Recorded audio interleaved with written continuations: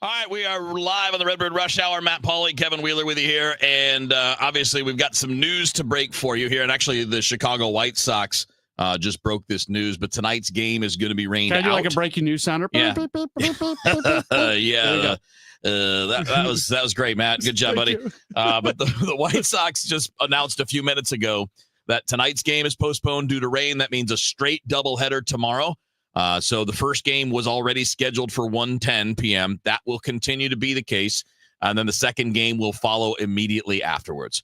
Immediately, like 30, 40 minutes. Yeah, something along those lines. It's usually somewhere between a half hour and 45 minutes between games. Closer to the 45 minutes normally. I think you should assume the 45. It's hard to get a game turned around that quick. You're working on the field. Man, guys are changing. Like there's 45 New minutes pitcher to get warmed up. It's tough to do that. Yeah, and a lot of those starting pitchers have long routines, right? That's not their bullpen session. They go out, they're going to do a little run-in, they're going to do a bunch of things. So, so anyway, straight doubleheader tomorrow to wrap up this 3-game series. No game on KMOX tonight, and we'll keep you updated if there's any other changes, but I don't think there will be.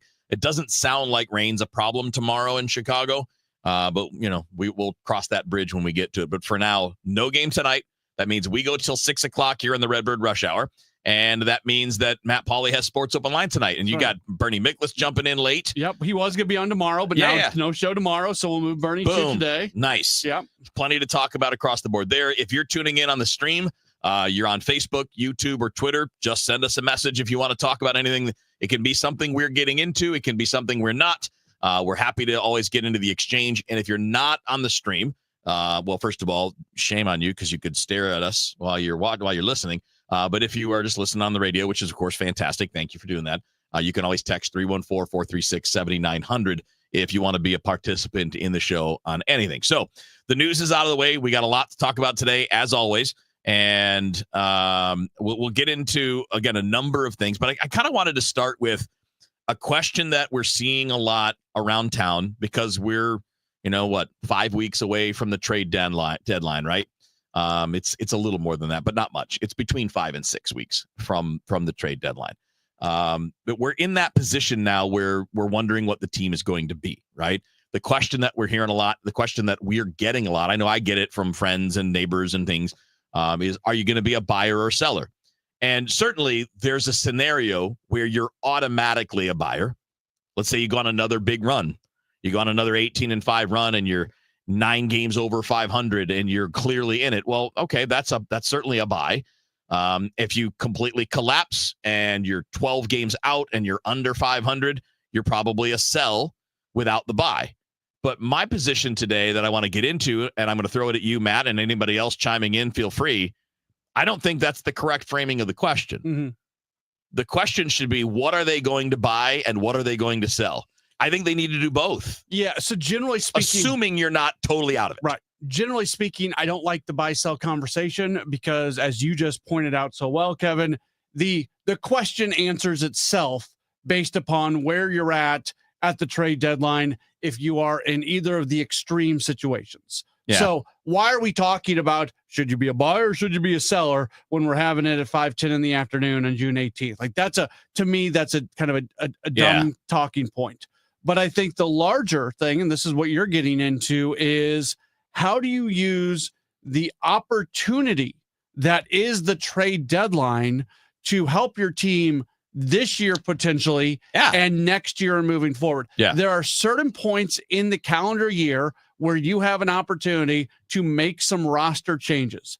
And the trade deadline is one of them. And every darn day, Kevin, we sit here and we talk and talk and talk about the roster situation and how this guy isn't getting his runway and this guy needs to be in the lineup and this and this and this. And it's all the first domino that was ever pushed down for all these conversations was the roster arrangement as it is right now, largely connected to Nolan Arenado not getting traded, but some other things as well. So if I'm the Cardinals, I potentially look, even if you're where you're at right now. Right now, I think there's 2.5, 3 games out of a wild card. If I'm where I'm spot. at now, I'm going to do both. Yeah, you can add to the bullpen. You can do some small things, but you can also look at what other teams need. And if there is a possibility to trade from a position of huge depth, of power too, like where you you're holding a key or a piece for them that makes a big difference. Yes. Which in the off season is not all. There's not the urgency sometimes. Right. So I would do it. I have been on that train for a while. We've talked off the air about this. I think it's a chance, and we see teams do that. There was a team last year, I can't think of who it was, who acquired something and then traded something off. You can do that. You don't always have to be a buyer or a seller. No, and especially since you have the lineup stuff that we keep talking about is because you have too many guys for similar positions. And because as an organization, you don't want to move people around from position to position very often, right? Yeah. Well, if that's the case, the only way to clear up what you need to do is to move somebody out. And maybe it's two somebodies that you move out. And I don't necessarily today know who would be the best to move. I think we all would agree, like, it would be ideal if you could do next month what you tried to do in the offseason, move Nolan Arenado. I hate talking about that too much because I think he's a great player. I mean, he's a Hall of Famer. He's one of the best third basemen I've ever seen. The only guys that compare are the best that you could ever think of. Like, I saw Mike Schmidt. Mike Schmidt was pretty damn good. There just aren't that many players at that level. And he's at that level with guys like Roland and now Machado is more modern. But I mean, like, he's a great player. And he cares. And I don't necessarily say you have to move him out for any reason other than positional depth, age, and money. Like, and look, there's partly performance, right? Defense is still good. It's not as good as it used to be, but that's just numbers. He has a big impact defensively. But this is another year now where the offense has declined. It started off better, and it has not stayed there. No. It has gone backwards. So it's worse now than it was last year, and last year was his worst year. So I don't know what that means. We've talked about it. It probably means eating a lot more of the money than you would like to. But maybe that helps you solve a problem and gives you 2 months of every day for Gorman and for everybody else that you want. But maybe that's not even the right approach. Maybe the approach could be, Matt, what of that in that surplus area of second base, left field, DH, third base, what in that group gets us the best return? Which gets us a top 100 prospect? Which gets us a bullpen arm that throws 100? Or whatever. Like, there are a lot of ways to weigh it. But for now, I just think we have to get away from the buy or sell. And we should be arguing, you know what? There's room to do both. You can get better now and get better for the future at the same time when you have this concentration of players, especially when we know you're adding to that concentration of players as we go through the next calendar year with Sajaci and Weatherholt pushing. And let me contend, Kevin, this should be right up the Cardinals' alley because this entire season has been doing both things. Yes. Playing for the now and playing for the future. Look, so much so that it's incredibly murky that we have a hard time talking about it. Here's one area, one tentacle off of that idea where it actually is less murky and makes sense. Yeah, and it was funny, we all know people tease Mo about having used the term arbitrage at one point, but we know he likes that, and that's what this is. This is using an area where you might have too many players to fill out a hole where, and by the way, you can also buy that's not a rental. Yeah. Right? You could try to buy a relief arm that has a couple of years. So when if Helsley walks out the door at the end of the year, which seems likely, then you have another option for the back of the bullpen too. And that might not be somebody now you say that's a closer, but it might be somebody that just gives you depth back there so you can find a different closer, or maybe he's a part of a closer role, whatever. So there may be some opportunities out there for players that are not rentals as well, which would be the ideal. It is likely that next season will start with there not being a clear-cut closer, with there being a group of high-leverage dudes, and somebody will pitch themselves into being the closer as the season goes along. We just got a comment from Cole Bassett's left foot. He says, arbitrage, wasn't that a Beastie Boys song? Arbitrage. No, that would be sabotage. Yeah. And that's not Mo's favorite word. I would think not. But one of the best Beastie Boys songs. No, that's a great song. Yeah, that's definitely awesome. Cole Bassett's on fire, so feel free to keep the messages coming. If you guys want to join in, it's easy. That's not Cole Bassett. That's Cole Bassett's left foot. Yeah. So lefty, you can keep on firing away. And anybody out there, if you're on social media right now, Facebook, Twitter, YouTube, and you're watching us on the stream, feel free. If you're driving around or you're at home and listening on the radio side, text 314-436-7900. It's Matt, Pauley, and Kevin Wheeler with you here till 6 o'clock. And a reminder, We're here till 6 o'clock because tonight's game against the White Sox has been postponed. It'll be part of a straight doubleheader tomorrow with the first game at 1:10 and the second game about 30 to 45 minutes after that right here on KMOX. Get ready, St. Louis. The Cubs are coming to town June 23rd through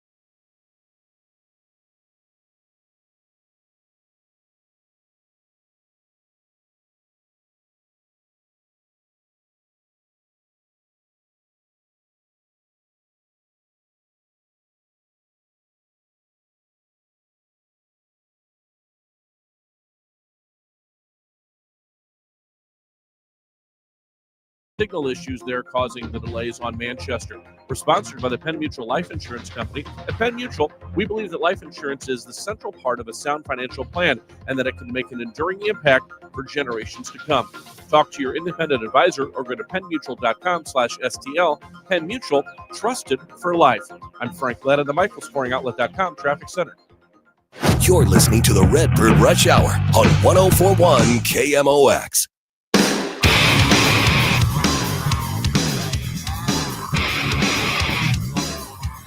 All right, it's the Redbird Rush Hour. Matt Pauley, Kevin Wheeler with you here on 104.1 KMOX. And again, in case you're just tuning in, Cardinals game postponed tonight.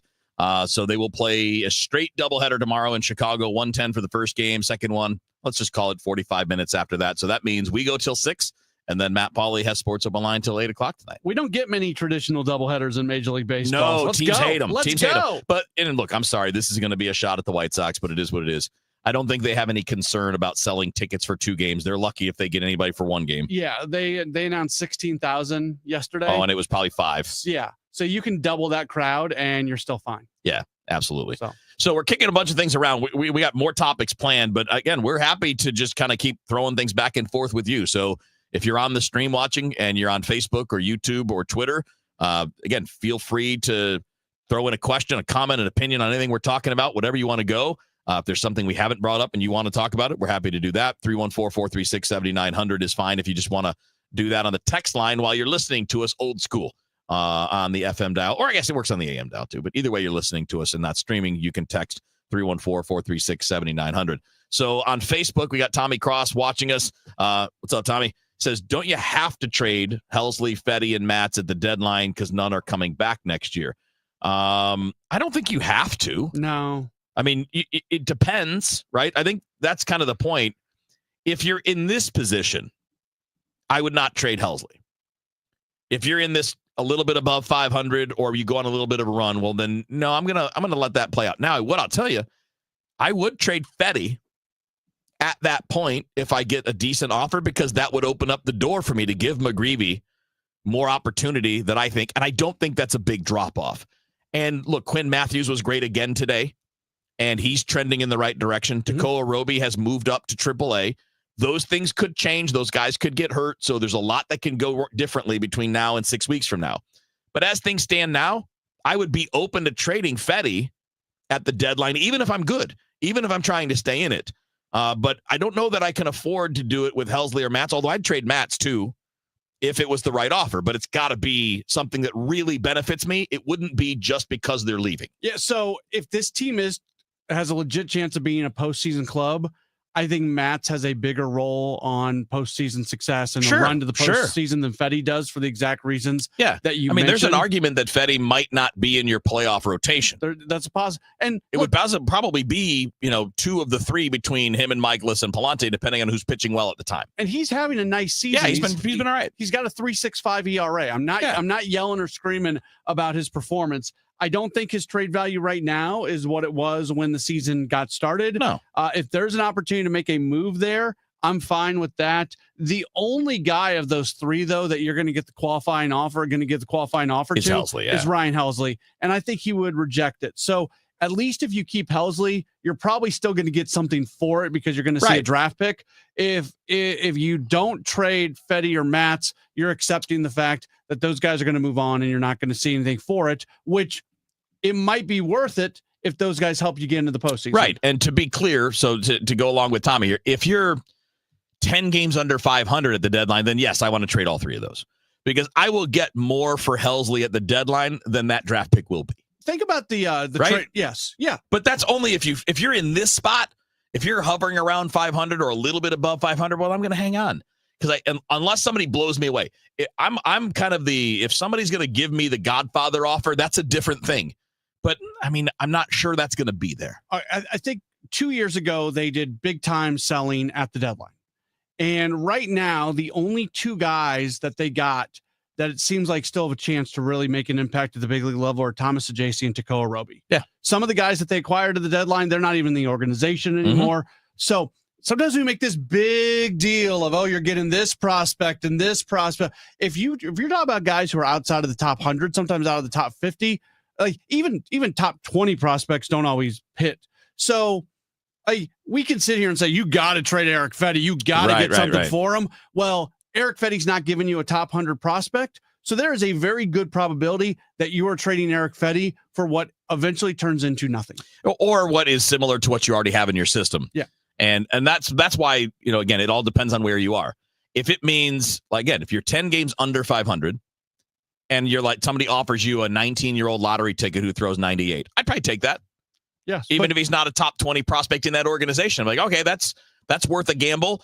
But that's what it is. It's a gamble. It's a lottery picket. Right. But if I'm at this position now, I wouldn't make that deal. If I'm 8-9 games over 500, let's say you go on a run, well, then I'm definitely not making that deal. Then you have to give me the Godfather offer to move that player. So it is a bit of a moving target at this point, which is totally fine. It should be 6 weeks out for most teams. Like there are teams that are defined, clearly buyers. There are teams that are clearly sellers. But I would say that there's many, many more that are the middle ground right now making up their mind.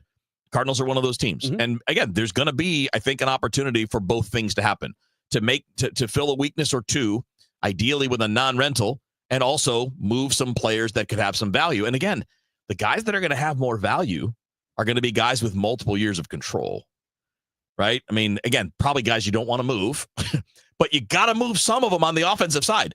They're going to have to do it between now and opening day next year. You only do it in season, though, if you're getting the deal that you're like, yes, we got to do that one. That's a good deal for us, and we don't want to wait till the offseason to see if something goes wrong. Matt Pauley, Kevin Wheeler with you here. It's the Redbird Rush Hour. So, again, we're going till 6 tonight. We were supposed to go till 5:40, but we're going all the way till 6 because tonight's Cardinals game against the White Sox has been postponed.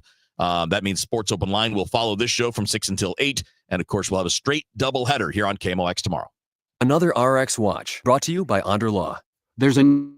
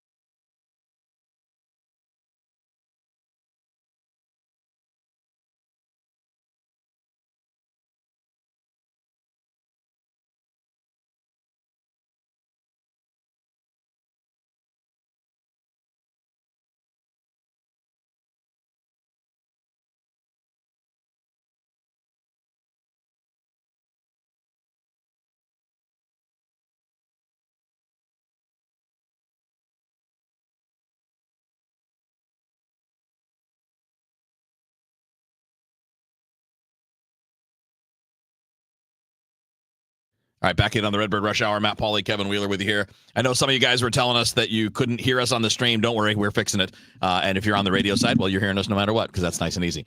All right, so this is where like the world that the Cardinals game getting postponed and everything exactly that's right. happening behind the scenes actually is impacting. We won't bore this. anybody with the details, but sometimes things get crossed up when you're switching things over. That's all that's going on. It's going to be fixed here. All right, and obviously on the radio side, you don't care because you're hearing it right loud and clear. All right, let's do a couple more messages, Matt, and we'll just do some messages up to the top of the hour. We got a lot of reaction today on some interesting things. And I thought this was an interesting question from Justin Hutchins, who's joining us on YouTube. Said ESPN thinks the Cardinals draft a shortstop in this year's draft. They don't need another shortstop. Now, it's that JoJo kid, right? That's so reconnected to? That was that's and again there are all kinds of mock drafts out there. These are just best guesses based on what reporters are hearing and on their evaluations of players. It's just like NFL mock drafts. So it doesn't mean that that's the direction that it's going. But today it was Kylie McDaniel on ESPN that had the mock draft up, and he said JoJo Parker. JoJo Parker is a high school shortstop, and by some scouts' opinions, may be the best pure hitter in the draft. So kind of like a high school version of J.J. Weatherholt. Okay, keeping in mind that you do not in baseball, you do not draft based on positional need. No, you're going to draft skill sets. So when you draft a shortstop, the beauty of a shortstop is that shortstop could stay there or move to second or third or move to the outfield as long as the bat plays. So what you're drafting there is a kid that plays shortstop in high school, but who has a highly rated bat. And he's already, again, as an 18-year-old, 6'2", 200. So it's a pretty good size athlete. Now, again, I don't know that's the route they're going to go. They picked 5th in the draft this year. And we don't know exactly what's going to play out. There is almost no certainty at the top of the draft. If you look at Kylie McDaniel, you're going to get one version. If you look at Keith Law, you're going to get another version. If you look at MLB.com, you're going to get another version. There's no consensus number one pick. And there's no consensus as to exactly how the top 3 or 4 are going to go. In Kylie McDaniel's draft today, he had Ethan Holiday at 4. Other places have Ethan Holiday 1. So the Cardinals are in an interesting spot where there's going to be a talented player there, like a really high-end talent. And JoJo Parker fits that. Okay, again, that's a big athlete who plays short, who's got a really good bat. From my understanding, runs reasonably well, has a good arm. But again, doesn't mean he's going to stay at shortstop.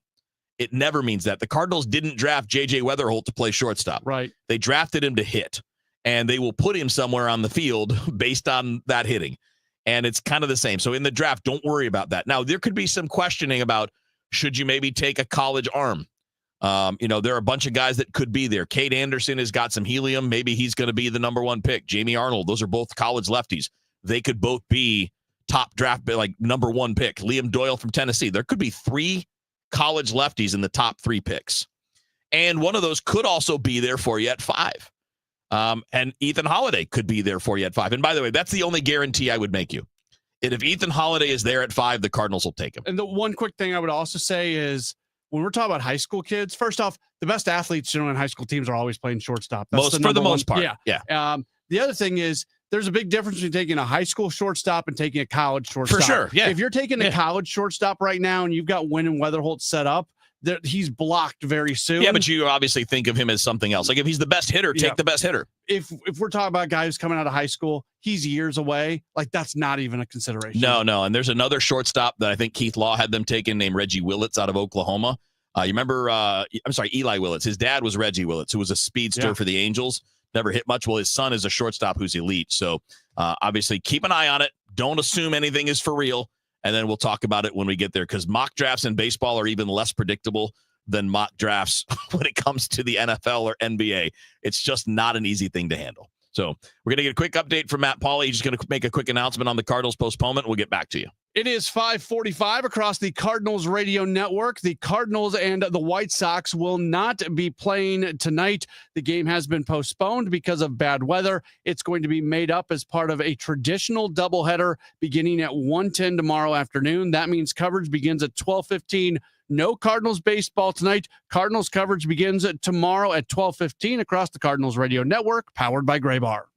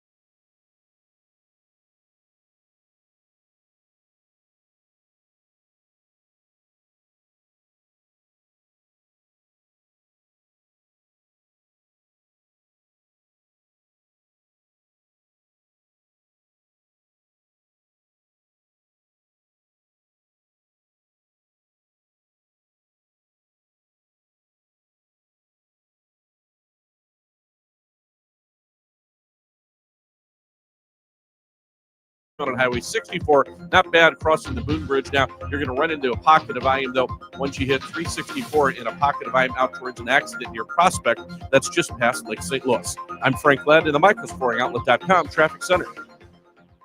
You're listening to the Redbird Rush Hour on 1041 KMOX.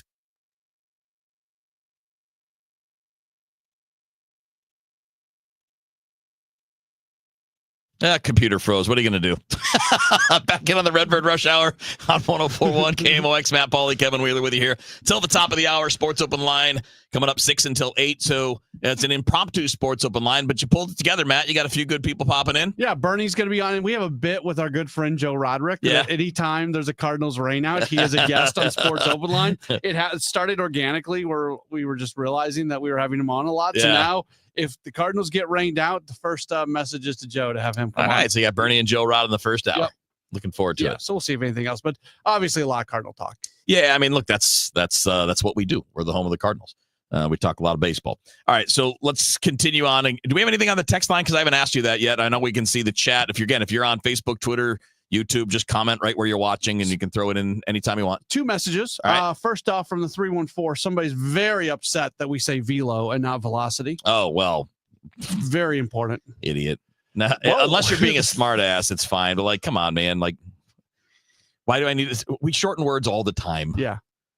Really? Like, why? What? It's the. You knew what I meant. Yeah. Everybody says it's a term. It's a shortened version. It's like your name is Thomas, but we call you Tom. Like, it's normal. You shorten words sometimes. I say RBI, not runs batted in. Yeah. Yeah, we can do that. More important, Justin says, what is your guys' new updated circle of trust for Cardinals pitchers?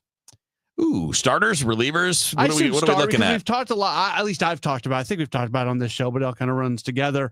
But who can go out there and start where you really, really trust them? And Sonny Gray has always been on that. Matthew Liberatore's kind of moved in and out. Yeah, it's those two for me. Yeah, I think that's where it stops. Like,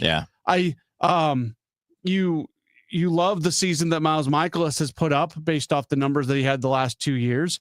You appreciate Eric Fetty's 3.6 ERA. Yeah, but it's been lucky. His expected ERA is 5. Okay. You appreciate his 3.6 ERA. That's a very, very large a big gap. Yeah. that's worrisome for the second half. Obviously, Andre Palante has not done anything this year to allow you to really trust him. So, yeah, I think it's Fetty and sometimes Liberatore. He kind of moves in and out. Yeah. I don't trust Fetty because of those underlying numbers.